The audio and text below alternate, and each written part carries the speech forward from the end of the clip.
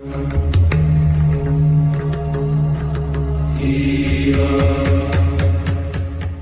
आवश्यक है ऋषि अत्रि, क्योंकि धन मूल आवश्यकताओं को पूरा करने में सहायक होता है। किंतु जब कोई व्यक्ति इच्छाओं को आवश्यकता समझने लगे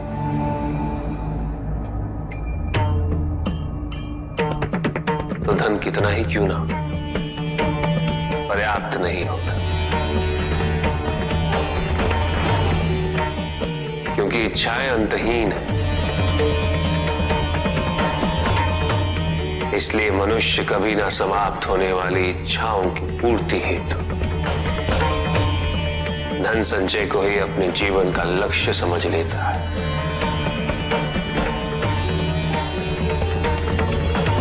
वो लोभी बन जाता है।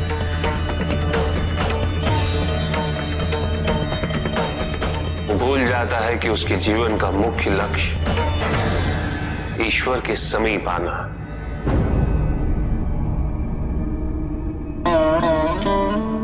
ऐसे लोभी व्यक्तियों को अपनी मृत्यु के समय भी यही दुख रहता है कि उन्होंने क्या कुछ नहीं पाया, क्या शेष रह गया। ऐसे समय में वो एक क्षण के लिए भी ईश्वर का स्मरण नहीं करते। अपने जीवन की निरर्थकता और व्यर्थता का बोध नहीं होता। मिलना चाहिए। धन चाहे कितना भी हो ऋषि अत्रि, मूल आवश्यकताएं तो केवल उतनी ही। तन ढकने के लिए वस्त्र, पेट भरने के लिए आहार और शरण के लिए भवन। इन आवश्यकताओं के पूर्ण होने के पश्चात जो भी है वो इच्छा है। धनी व्यक्ति के पास जो भी अतिरिक्त धन होता है वो उसे दान करना चाहिए, उनके उद्धार के लिए जो अपनी मूल आवश्यकताओं को पूरा नहीं कर सकते।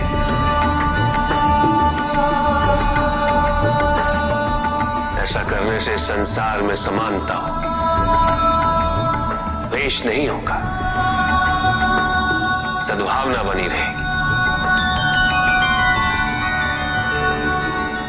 किंतु कुछ व्यक्ति इस तथ्य को समझ ही नहीं पाते। उन्हें अपने एकत्रित किए हुए धन से इतना मोह हो जाता है कि वो उसका एक अंश भी किसी और को नहीं देना चाहते।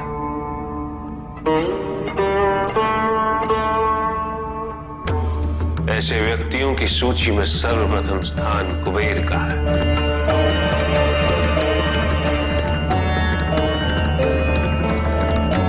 इस संसार में सबसे अधिक धन उन्हीं के। शक्तिशाली बनना अत्यंत कठिन है, किंतु उससे भी कठिन होता है शक्तिशाली बने रहना। और इसके लिए आवश्यक है कि हम शक्तियों से प्राप्त हुए उत्तरदायित्व का सम्मान करें।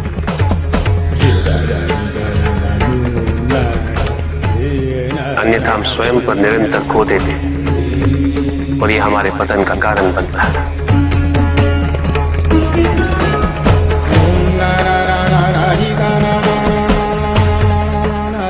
युद्ध में की गई भूल और उपलब्धियों से कुछ न कुछ सीखना आवश्यक है कार्तिक।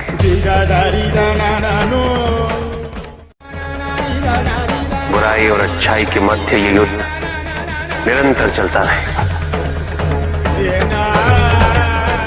आज एक अध्याय समाप्त हुआ है, कल दूसरा अध्याय आरंभ होगा।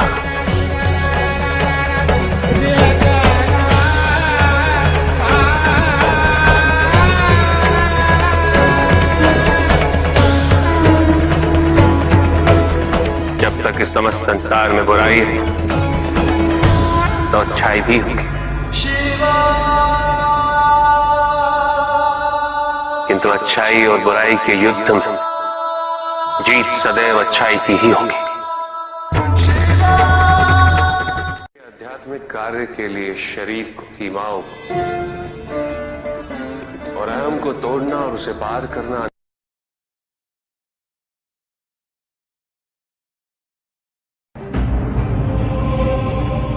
तो मेरा अपराध क्या है प्रभु? तुम्हारा अपराध था एक त्रिदेव को दूसरे से बड़ा समझना, उनमें भेद करना, उनमें तुलना करना।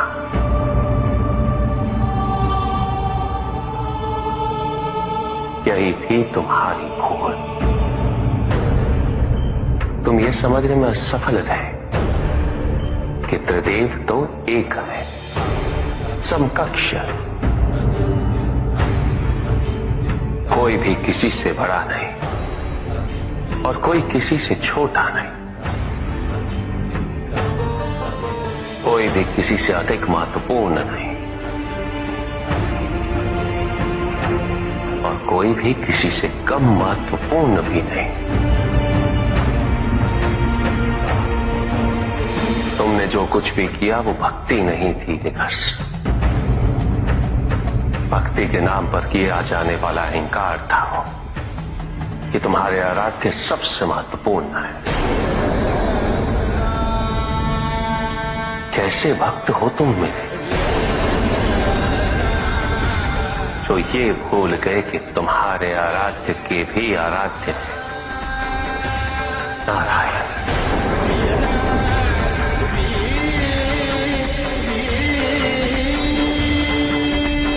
भक्त यदि सच्चा तो उसके पास अपने आराध्य को पाने के अतिरिक्त ये सोचने का समय ही कहां होता है कि उसके आराध्य से महत्वपूर्ण भी कोई है या नहीं।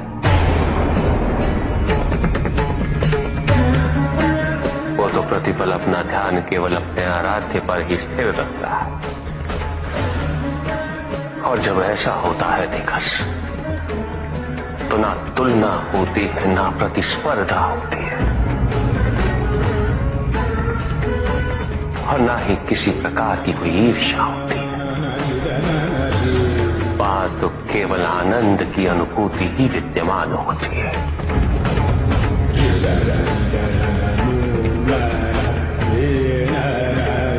यदि तुम ये सोचते हो कि ये समस्त संसार केवल मुझसे है तो तुम्हें इस संसार के प्रत्येक स्वरूप से प्रेम होना चाहिए था। तुम्हें इसके कण कण में मेरी अनुभूति होनी चाहिए थी। तब भी किसी प्रकार का भेदभाव तुम्हारे मन में उत्पन्न नहीं होता, किंतु तुमने ये प्रमाणित कर दिया निकास कि अपने आराध्य के प्रति तुम्हारी भक्ति वो भी अधूरी थी, अपूर्ण थी।